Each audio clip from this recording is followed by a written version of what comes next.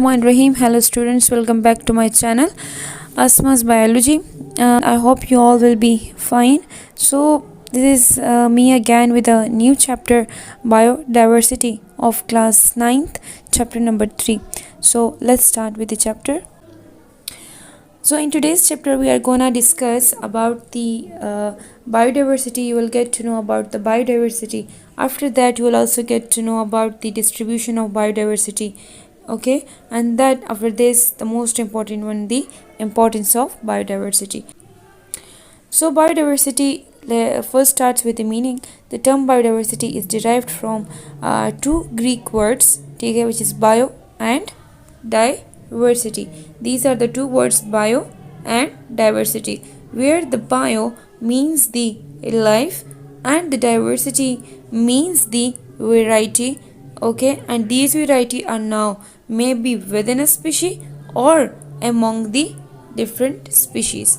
Okay, so what is the diversity? The definition of the biodiversity will become that the biodiversity is the variety of organisms present in the different ecosystem. Biodiversity हमारे पास क्या है?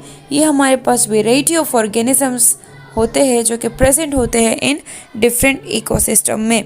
You know that ecosystem हमारे पास क्या होता है? Ecosystem is actually the interaction. एक system है, ठीक है, जिनमें से हमारे पास interaction होता है किस चीज़ का? Living organisms का with the living organisms, ठीक है, and also the interaction of the living organisms with the non-living like sun, air, its habitat like water, etc. So this is actually the ecosystem. So more than one ecosystem हमारे पास exist करती है, जिनमें से हर एक ecosystem में कुछ species पाई जाती है, कुछ डिफरेंट बायोडाइवर्सिटी पाई जाती है, और उन सब के अंदर उन लिविंग ऑर्गेनिजम्स में जो वैरायटी जो है वो होती है. वैरायटी क्या है? वेरिएशन जो है वो शो करते हैं एक दूसरे से. एक ऑर्गेनिज्म जो है वो डिफर रहते हैं due to some characteristics from the another one. So this is actually known as the biodiversity. Clear? Okay, now come towards the explanation. So according to scientists हमारे पास जो है वो कितने हैं? We have the 2 million different types of organisms. कितने हमारे पास organisms हैं?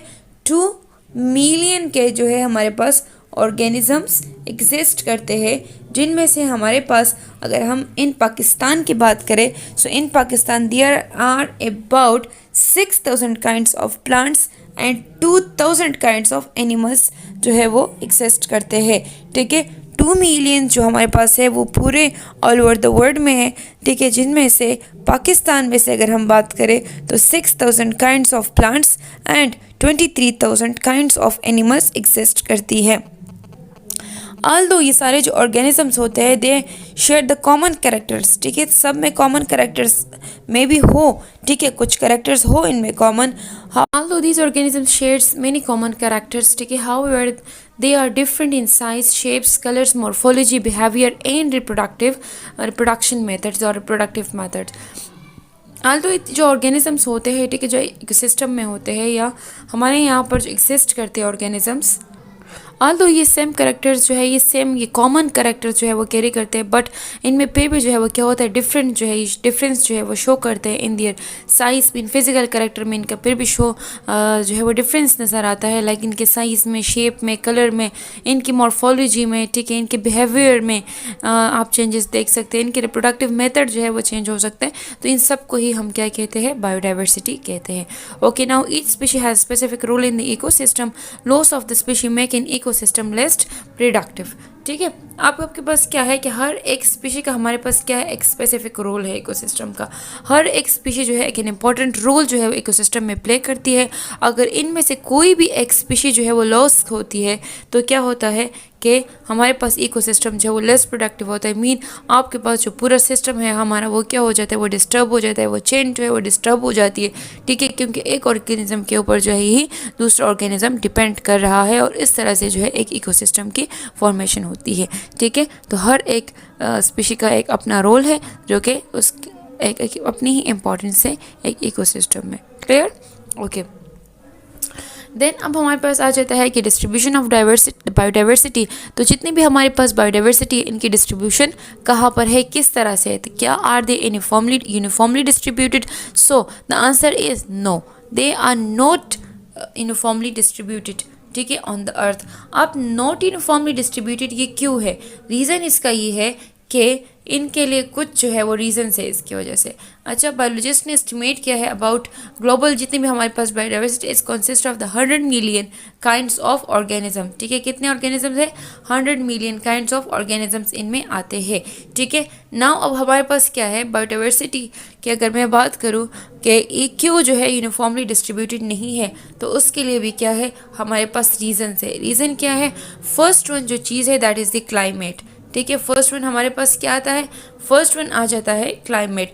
अब जो क्लाइमेट होता है, देखिए वो क्लाइमेट में भी डिफरेंट फ्रॉम डिफरेंट जो है ऑर्गेनिजम्स, ठीक है। बायोडाइवर्सिटी में डिफरेंट ऑर्गेनिजम्स आते हैं, लिविंग भी आती है, लिविंग में से प्लांट्स भी आते हैं और एनिमल्स भी आते हैं। अब एक ऑर्गेनिज्म है, एक जगह के क्लाइमेट उसको सूट करते हैं, मे भी दूसरी जगह क्लाइमेट उसको सूट ना कर रहा हो, ठीक है।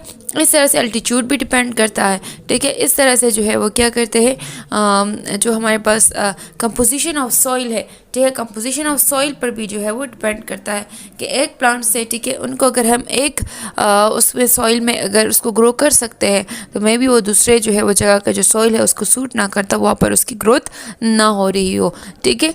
तो इस तरह से डिफरेंट ऑर्गेनिजम्स की डिस्ट्रीब्यूशन जो है वो डिफरेंट जगहों पर डिफरेंट है, मीन्स यूनिफॉर्मली नहीं है। यूनिफॉर्मली होने का मतलब ये है कि ज़रूरी नहीं है कि एक जगह पर अगर एक ट्रॉपिक लेवल है और अगर आपके पास फॉर एग्जांपल एक जो है वो पोलर रीजन्स है, ठीक है, तो दोनों में जो है वो डिस्ट्रीब्यूशन सेम हो, मतलब जो ऑर्गेनिजम्स वहाँ पर जितने नंबर्स में पाए जाते हैं वो दूसरे रीजन पर भी जो है वो उतने ही उसमें नंबर्स में जो है यूनिफॉर्मली एक्सिस्ट करते हो, ठीक है, वही ऑर्गेनिजम्स। सो नो, ये बात नहीं है, ठीक है। अगर फॉर एग्जांपल हमारे पास हम एग्जांपल ले लें, ठीक है, ट्रॉपिकल रीजन्स के, तो यहाँ पर हमारे पास ज़्यादा ऑर्गेनिजम्स जो है वो पाए जाते हैं as compare to the polar regions, क्योंकि जो पोलर रीजन्स के जहाँ पर बर्फ़ वगैरह होता है, ठीक है, क्योंकि जो पोलर रीजन्स होते हैं, ठीक है, वहाँ का जो टेम्परेचर होता है वो काफ़ी लो होता है और बहुत फ्यू ऑर्गेनिजम्स है जो होते हैं वो वहाँ पर एग्जिस्ट करते हैं, मतलब वो सरवाइव कर सकते हैं उस इन्वायरमेंट में, ठीक है। लेकिन ज़्यादातर ऑर्गेनिज्म जो है वो ट्रॉपिक लेवल पर ही एग्जिस्ट करते हैं, क्योंकि यहाँ का जो टेम्परेचर होता है, ठीक है, वो मॉडरेट होता है एंड टेम्परेट रीजन में, ठीक है, यहाँ पर ऑर्गेनिजम्स एग्जिस्ट करते हैं। तो यहाँ पर ऑर्गेनिजम्स इन ट्रॉपिकल रीजन्स जो है on the earth has richer biodiversity while the polar regions have the fewer species. So this was the end of our lecture. Thank you so much for watching my video. Or inshallah our next lecture will be on the importance of biodiversity. So stay tuned. Till then, Allah Hafiz.